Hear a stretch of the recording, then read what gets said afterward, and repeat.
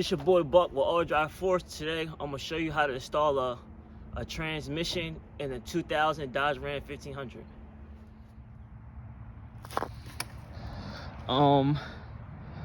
You know, this is a transmission. This a 46 RE for a Dodge Ram 1500. This the my project truck. It had a transmission problem, so I got the transmission. I got a new oil pump in it. What else I did to this transmission? That's really it. A new oil pump and a torque converter, because I think that was the problem with the transmission. And this was stuck to the dipstick, so you're really supposed to take this off the dipstick and put this in here, and then when you oil the dipstick so it goes in here and out real smooth. You know what I mean? I got this this transfer case from a junkyard. I know it's two studs. These are two studs that wasn't in it. This side goes to the transfer case. This side goes to the screw. You can tell it's rusty. You know, it's more got exposed to elements. Is the reason why this side is rusty and this side's clean. This going here. You're really supposed to put high strength. This side is something that's not supposed to move. So if it's not supposed to move, you should put high strength Loctite. I use Loctite. I can't really say which company's better, but I just use Loctite because it's a household name. But if I have problems in the future, you know, I'll just switch. I really don't care about names. I just care about really good products. When I use Loctite, I just have I seen what other people do, and they put a bead straight across it like this, and then screw it in there, and it should, I guess, get to all the threads. That's how I seen other people do it, so that's how I'm gonna try it. But you should definitely put Loctite in this to keep this in this at all times, so it won't, like, you know, come out or anything like that. When you put the transmission in, I don't know like how much money you got, but you really don't need a lift. You really don't need a lift. I just got a jack. They got a long reach jack you get from Harbor Freight. It's a pretty good jack, and it got the warranty. I got a transmission jack, another piece from Harbor Freight. It got the belt. I mean, yeah, it got the belt on it, so the transmission won't slip off. And you know, it adjusts up and down. The front, it tilt, you know what I mean, depending on the degree of your transmission. But really just, yeah, I had to jack it up right here, and then I jacked it up high as I can, and then I put a jack stand. I put a jack stand under it. I jacked it up high, put a jack stand just in case it dropped. Then once I got it in there, I snuck it through this, like the bell housing. I got through this crack. I probably had to get a little force, but this is plastic, so it'll give out. But if it won't give out, don't try to force it too much. But if you think you can do it, do it. If you can't, don't do it. But really just, you gotta get everything out the way. Like, see all these wires and stuff? And even on that side, I got everything out the way. Even this, like, get everything out your way and just, like, do it slow. You gotta, like, take your time, like, let the jack down slowly and keep checking and make sure it's not touching or near nothing. Like, keep letting it down slow, and then just take your time. What's good? Take it. I'm good. Yeah, you really just gotta just be slow and take everything out. I mean, take everything out your way and just do it slow, like, you know what I mean? And then try to get it close. You gotta make sure everything's out the way. Put it under there for now and put a jack stand on there, because you still gotta put the torque converter on.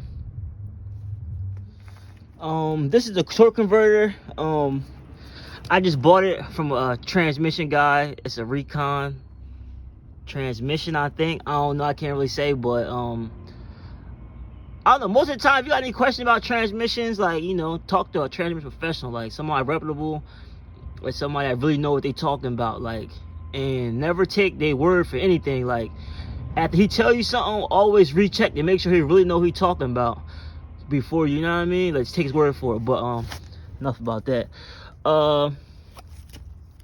This the gel. You're supposed to put this on the outside of it. Put this on the outside of it, It's like transmission grease. Put it on the outside of it when you install it on a torque converter. I mean, when you install the torque converter on the transmission, put this gel on the outside. I got this ATF +4 transmission fluid. This is the transmission fluid the dealer recommends. So always research. If not, worst come to worst, call the dealer. You should always use their parts. If they say use it, because they actually know what they talking about, and this is exactly what they do for a living. But once you put the torque converter on, you should hear like 3 clicks. You should hear like 3 clicks. But definitely make sure it's all the way installed. Like, keep spinning and spinning it until it clicks all the way.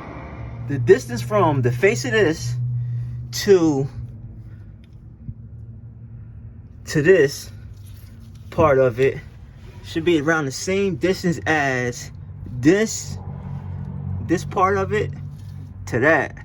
So like, you kind of gotta like use your judgment on if you think it's in there far enough. The transmission guy said I should put some grease on this, brake grease.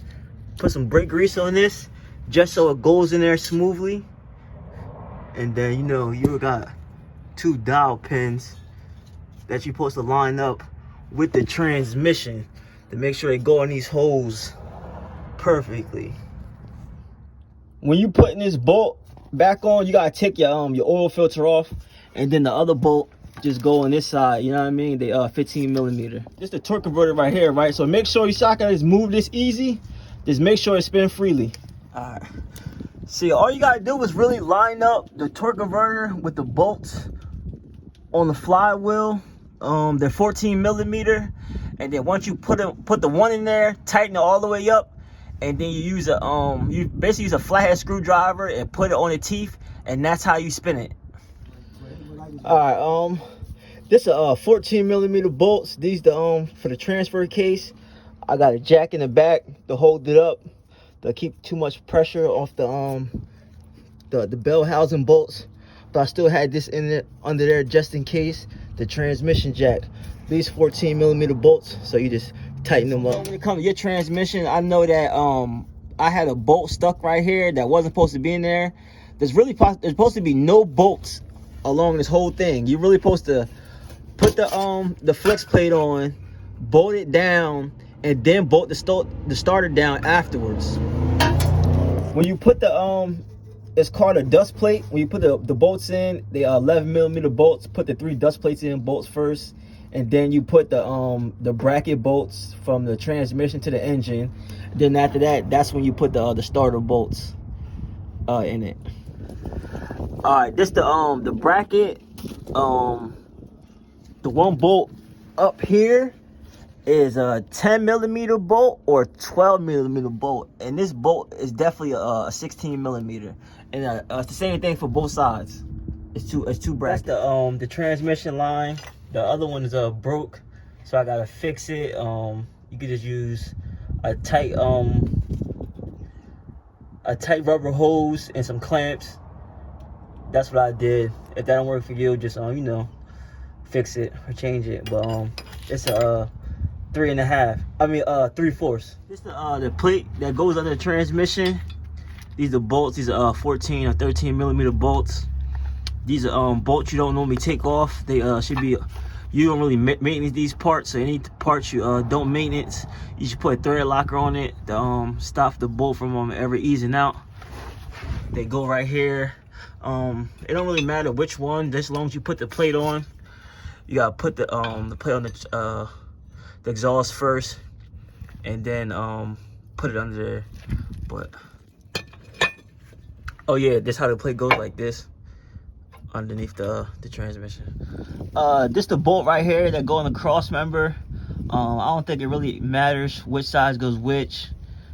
You might want to put probably the loose inside up on the outside. I know it's a 5/8 and a 13. Remember, one bolt go on the other side, one bolt go on the inside. So you know it's 8 bolts in total. It's this a 15mm bolt. This goes to the bottom where the plate meets the cushion the dampener, I guess the trans mount dampener. And the other bolts go into here. These for the Crossmember. All right, this the drive shaft bolts. These are 15 millimeters. I put Loctite on it, medium strength Loctite on it. It's pretty simple. You just push the drive shaft in, put it in neutral, line it up right. Some of the bolt holes with these, and then put them all in a little bit away first, and then tighten them up. Never tighten them up with the impact gun. I'm gonna tighten them with the impact gun, but don't start the threads with the impact gun. These are the small drive shaft bolts. I put thread locker on these bolts, and I put thread locker on these bolts. But I put the Crossmember in first, so I didn't have to worry about the support of the transmission. And then I took these bolts out. I took these bolts off this, and put this side on first. And then once I put this side on, then I put this side on. Because if you try to do it opposite, the Crossmember is going to get in the way. And these are 8 millimeter bolts. This is where the starter go. It's a stud. This stud goes to the top bolt. You gotta thread this all the way in. Don't put lock tightener on it, just in case you gotta take it out again, because you don't want to have to bend this the flywheel plate. So saw this bolt in first, slide it on, then put the bolt in at the bottom. They're 15. They both are 16 millimeters. And then when you put the single bolt in, put the starter in, and then there's a single bolt that goes on the end of this, and you gotta put this on the outside of it to keep this in place. That's the transmission lines. And then you know what I mean, this the plug for it, and then this the screw, the main power to the starter that go in the back of it.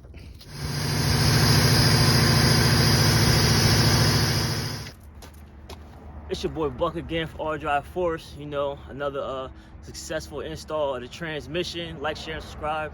Tell me how you like the video.